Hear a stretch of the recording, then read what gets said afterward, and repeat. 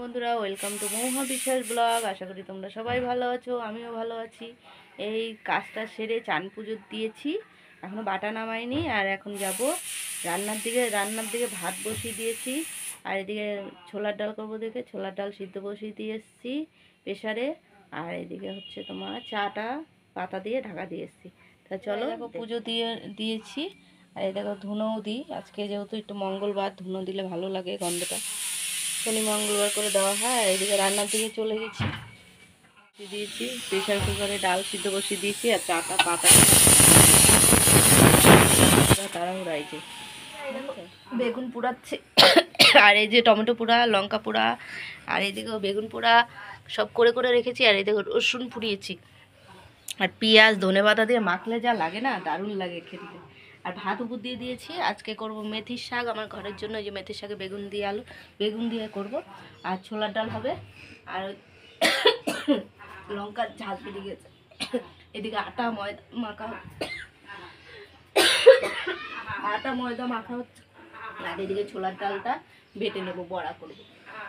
তা ভিডিওটা কেউ স্কিপ না করে পুরো ভিডিওটা দেখবে, বেশি বেশি করে শেয়ার করবে। এই দেখো বেগুন পোড়া সব রেডি করে নিয়েছি। এই যে শুকনো লঙ্কা, পেঁয়াজ, ধনেপাতা, টমেটো, তারপরে শুকনো লঙ্কা পুড়িয়ে নিয়েছি। আর এটা বেগুন ভাজা, আর হচ্ছে মেথির শাক ভাজাটা হয়ে গেছে, মেথির শাকটা দেখাতে পারিনি। এদিকে মাছ ভাজাটা বসিয়েছি। আর এদিকে হচ্ছে তোমার চায়ের জল বসিয়ে দিয়েছি। আর তার সাথে দেখো ছোলা ডালটা আমার সিদ্ধ হয়ে গেছে। সব রেডি করছি তাড়াতাড়ি করে। দেখো বেগুনের খোসা, এগুলো আলুটাও কেটে নিয়েছি ছোলার ডালে, সব রেডি করছি। আর এটা এখন বেটে নেব, কটা 2-3টা কাঁচা লঙ্কা দেবো, দিয়ে বাড়বো। এই যে এটা ধনেপাতা ধোয়া, ছোলার ডালে সব শুকনো লঙ্কা, তেজপাতা আর পাঁচফোড়ন দিয়ে দিয়েছি। এখন আলুটা দিয়ে দেবো। এই যে আলুটাও ধুয়ে নিয়েছি কেটে, এখন এটা দেবো। আর এইদিকে দেখো বেগুন পোড়ার জন্য সব রেডি করে নিয়েছি। এই দেখো তেল সব দেওয়া, এখন শুধু মাখলেই হয়ে যাবে, সব কমপ্লিট। তা এখন আমি আলুগুলো দিয়ে দেবো, ছোলার ডালের আলুটা লাল লাল হওয়ার পরে দিয়ে দিলাম হলুদ গুঁড়ো, জিরার গুঁড়ো, আদা বাটা, কাঁচা লঙ্কা চিড়ে, টমেটো, কাশ্মীরি লঙ্কার গুঁড়ো। আর নুনটা দিইনি, দেবো একটু কষিয়ে নিই। ততক্ষণ নুনটাও দিয়ে দিয়েছি আন্দাজ মতো। এবার কষিয়ে নেবো। আর কষানো হয়ে গেছে, এখন আমি ডালগুলো দিয়ে দেবো। এই সব ডালগুলো দিয়ে দিলাম।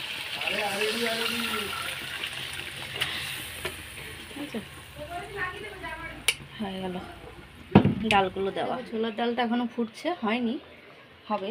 আলুটা যেহেতু সিদ্ধ হয়নি। আর এদিকে বাটিতে বেগুন পোড়াটা নিয়ে নিলাম কিছুটা। এদিকে আটা ময়দা সবই মাখা হয়ে গেছে, এগুলো আর শেয়ার করা হয়নি।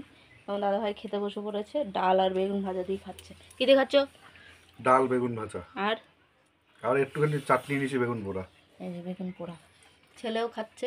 মেথি শাক করেছি, আর বেগুন ভাজা, বেগুন পোড়া, ডাল একটু। ছেলেও খাচ্ছে, পরীক্ষা দিতে যাবে। চান হয়ে গেছে সবারই, সকালের বিছনা টিছনা গুছানো হয়ে গেছে। পুজো তো হয়েই যায় সকালবেলায়। আর এদিকে দেখো সিলিন্ডার বাঁধা হয়ে গেছে নিচে। আর এদিকে দাদাভাইয়ের দোকানে মালপত্র সব আনা হয়ে গেছে। আমি বারান্দাটা মুছে নিলাম, গ্যাসটা পরে মুছবো, যেহেতু রান্না হচ্ছে এখনও। বাসনটা ধুয়ে আসি, বাসন কলপারে অনেক রয়েছে। হয়ে এসছে, মানে হয়েই গেছে। আর এই দেখো আমি গরম মশলাটা দিয়ে দেবো, গরম মশলা দিলেই কমপ্লিট।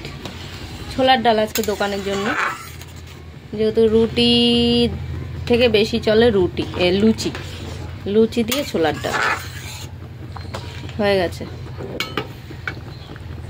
আর এদিকে আমার ডালটাও হয়ে গেছে। আর এদিকে তোমার দাদাভাই তো সব গোছাগাছি হয়ে গেছে। ছেলে রেডি, স্কুলে যাবে। দাদাভাই গেছে দোকানে, যায়নি, বাইরে বাথরুমে গেছে। বন্ধুরা, এই যে রাতের খাবার নিয়ে বসে পড়েছি। রাতের খাবারে দেখো পোচ বানিয়ে নিয়েছি। তোমার দাদাভাই খাবে বেগুন পোড়া আর রুটি, আর আমি এই যে বেগুন পোড়া দিয়ে ভাত দিয়ে মাখিয়েছি। আর ছেলেও দেখো ডিমের পোচ করে দিয়েছি, ও বেগুন খাবে না। তাহলে আমি বলছি তাহলে বেগুন ভাজা দিয়ে খা। তা বেগুন ভাজা দিয়ে ও খেয়ে নেবে, বেগুন ভাজা আর পোচ। ওই মানে ও পোচ না, ওকে ঝুরঝুরা করে দিয়েছি, আর আমার জন্য পোচ। তো খাওয়া দাওয়া করে নিই, কালকে যেহেতু দোকান আছে, দোকানে যেতে হবে। দোকান থাকলে ভোরবেলা উঠতে হয়, আর দোকান না থাকলে তখন একটু দেরি করে উঠলেও কোনো অসুবিধা নেই। তা কালকে নতুন ভিডিও নিয়ে আসবো। ভিডিওটা যদি ভালো লাগে লাইক কমেন্ট সাবস্ক্রাইব করো, পাশে থেকে সাপোর্ট করো, ভালোবাসা দিও। Good night.